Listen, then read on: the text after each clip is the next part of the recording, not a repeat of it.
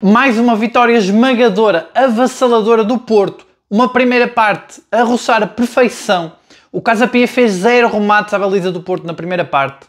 Não teve qualquer hipótese, não teve qualquer oportunidade no ataque. O Porto asfixiou o Casa Pia com a pressão alta, que já é a imagem de marca desta equipa. O Porto entrou com o 11 expectável, é o seu 11 base já. Claro que sem o Samu, que estava lesionado, e sem o Francisco Moura também, que deve ser o lateral esquerdo preferido. E portanto jogou o Zaidu mais uma vez. E com a novidade do William Gomes a extremo direito, no lugar do PP, que se lesionou antes do jogo, parece que teve uma lesão num olho, foi operado de emergência e parece que está em dúvida para o jogo com o Sporting, o que não preocupa muitos adeptos, tendo em conta as exibições que o Porto tem feito. Parece que o Porto vale mais como equipa, é mais trabalho do treinador e da estrutura do clube do que propriamente do jogador individualmente. Prova disso é a escolha do William Gomes. Eu achei estranho. Pensava que o suplente do PP seria o Rodrigo Mora, mas não, foi o William Gomes. E o William Gomes entrou muito bem, fez muita pressão. O Porto adaptou-se bem à ausência do Samu. Muita gente achava que o Porto naturalmente ia fazer mais cruzamentos para aproveitar o jogo de cabeça do De Jong.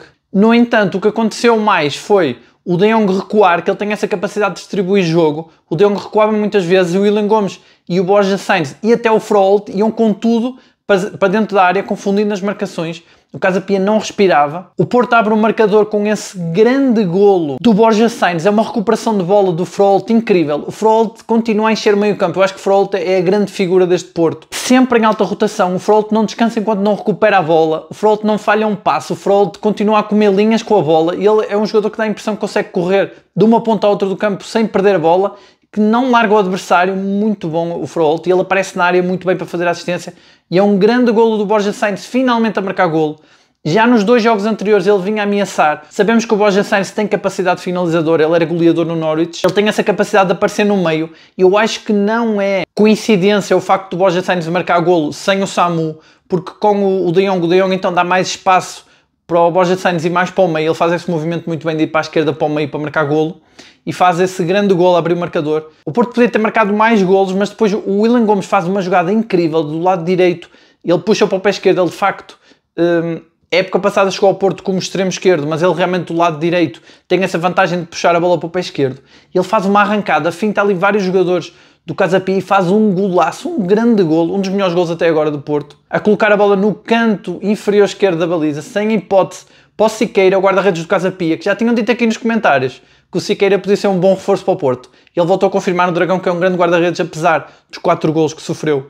Ele fez grandes defesas mesmo assim. Logo a começar o jogo ele nega um golo ao William Gomes, que era um golo feito, portanto o William Gomes até podia ter marcado mais. E o Porto continuou com essa pressão, com essa toada, sem tirar o pé do acelerador, mesmo estando 2-0, e acaba por fazer o 3-0 num canto, que há ali uma grande confusão na área, e que é também uma diferença muito grande para o Porto das outras épocas. Isto é um golo de pressão, a bola ali muita carambola, os jogadores do Casa Pia não conseguem aliviar, e o Porto insiste e faz ali um golo a meias entre o Álvaro Costa e o Neuen Pérez. Eu acho que o golo é do Neuen Pérez, porque se não fosse ele a desviar, acho que a bola não entrava. No entanto, acho que a Liga atribuiu o golo ao Alberto Costa, que fez um grande jogo, mais uma grande exibição do Alberto Costa. Tudo neste Porto funcionou perfeitamente. A dupla Neuen Bednarek, impenetrável, muito bons a ler o jogo, sempre subidos, quase sempre no meio campo do Casa Pia, e a conseguirem distribuir bem o jogo, os dois, muito bem. Bednarek continua a não cometer nenhum erro no Porto. Se bem que talvez o único erro que podemos apontar foi já a terminar o jogo, o Bednarek faz ali uma falta que vê o cartão amarelo já na segunda parte, que depois é substituído, faz ali uma falta se calhar desnecessária, mas deve ser o único erro desde que ele está no Porto. Diogo Costa praticamente sem trabalho nenhum, mas a mostrar foco o jogo todo. Tem ali 2 ou 3 subidas em campo,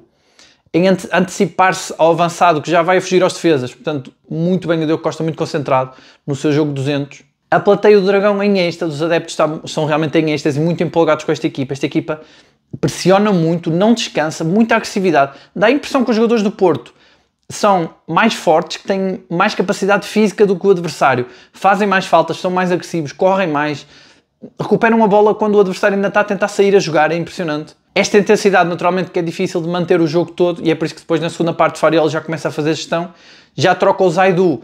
O Zaidu que até fez um bom jogo, mas claramente não é a primeira opção de Farioli. Já troca o Zaidu pelo Francisco Moura, claramente para lhe dar minutos, para lhe dar rotação de jogo, porque deve ser ele que vai jogar contra o Sporting. O Porto entra na segunda parte do jogo, já ganha 3-0, claramente a pensar nesse jogo com o Sporting.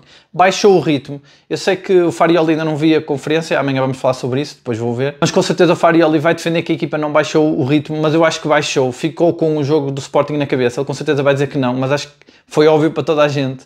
Aquela gestão de tirar o Froholt, para ter cuidado para ele não se lesionar. O Farioli tem sempre muito cuidado com as lesões musculares. O Froholt sai e já coloca gelo na perna para recuperar para o jogo de Sporting, para estar a 100%. O próprio Alberto Costa também a ser substituído pelo Zé Pedro, porque já não dava mais. Dava para ver na cara dele que ele já estava cansado nas jogadas anteriores, quando se deita no chão e já não aguenta mais. Zé Pedro volta a ser a opção lateral direita. Então é interessante esta opção do Farioli, porque ele não valoriza tanto o lateral que sobe. Embora o Alberto Costa seja um lateral que sobe muito. O Alberto Costa esteve muitas vezes na área, fez muitos remates, marcou aquele golo que a Liga atribuiu a ele e depois ainda teve mais 2 ou 3 remates que podia ter dado golo. Muito presente na frente, mais até que o Zaidu. E depois o Francisco Moura entra e realmente eu acho que o Francisco Moura tem outra qualidade. Nota-se mais estabilidade no jogo do Francisco Moura e acho que faz sentido aqui que o Farioli prefira. Até porque ele também é bom a jogar por dentro, como deu para ver. Ele sente-se mais confortável ali a encostar no Borja Sainz ou no Gabri Veiga e a recuperar. É mais regular, mais fiável talvez. O treinador troca também o Bednarek quando ele vê esse tal amarelo, nessa tal falta que ele faz, em que ele deixa o avançado do Casa Pia, numa das raras vezes deixa antecipar, se faz a falta ver o amarelo, imediatamente é substituído pelo Perpich, que também tem entrado sempre muito bem. O jogador que entra para o lugar do Froholt, desta vez, é o Eustáquio. Nós ainda não sabemos quem era o suplente de Froholt. O Eustáquio está aqui a ser suplente dos dois, o Gabri Veiga e do Froholt. A verdade é que o Farioli ainda não tirou os dois em simultâneo, ter sempre um ou outro. Desta vez sai o Froholt claramente a pensar no jogo de Sporting. Mas é uma diferença enorme. O Eustáquio não é o Froholt. O Eustáquio chega a perder ali 1 ou 2 bolas que o Froholt jamais perderia. Mas o Eustáquio é sempre aquele jogador de rotação alta, é um jogador sempre fiável, embora não tenha nada a ver. É muita diferença para o Froholt. Eu acho que o Eustáquio fica melhor como suplente do Gabri Veiga do que suplente de Froholt. O que lança a questão se o Porto não deve ir ao mercado urgentemente buscar um outro número 8 para estas situações em que Froholt sai para não se notar tanto a diferença. Entretanto, Rodrigo Mora também entra na segunda parte. O Rodrigo Mora, eu acho que é uma situação curiosa, porque é um jogador que vale mais que 50 milhões de euros. O Porto recusa uma proposta de 50 milhões e é suplente do William Gomes. Eu não acredito que o William Gomes valha mais que os 50 milhões, então está aqui uma situação estranha. No entanto, nada a apontar, enquanto o Porto estiver a jogar bem, o William Gomes entrou muito bem, fez uma grande exibição. O Mora mais nervoso, a tentar mostrar serviço, mas como sempre a mostrar qualidade. O Mora não sabe jogar mal, ele tem muita qualidade. Eu continuo a dizer que é o jogador com mais talento deste plantel, é um fora de série. Podem não se encaixar tanto no estilo de jogo, mas que é um fora de série, isso não há dúvidas. O Varela continua a encher o meio campo. O Varela, cada jogo que passa, está melhor. É impressionante. Eu não sei quando é que vai parar este crescimento do Varela.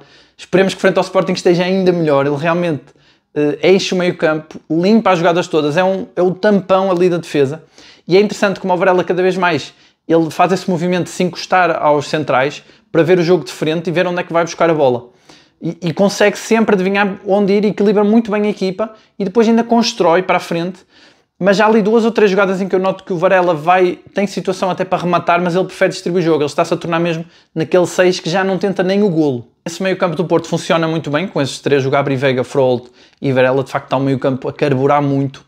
E o Porto, na segunda parte, apesar de estar com a cabeça no Sporting, de estar a gerir, continua a manter a agressividade, a intensidade, a pressão, e prova disso foi o golo. O Casa Pia tentou acertar ali, melhorou um pouco, subiu um pouco as linhas, melhorou um pouco o jogo, fez ali algumas alterações, mas há ali uma pressão muito alta.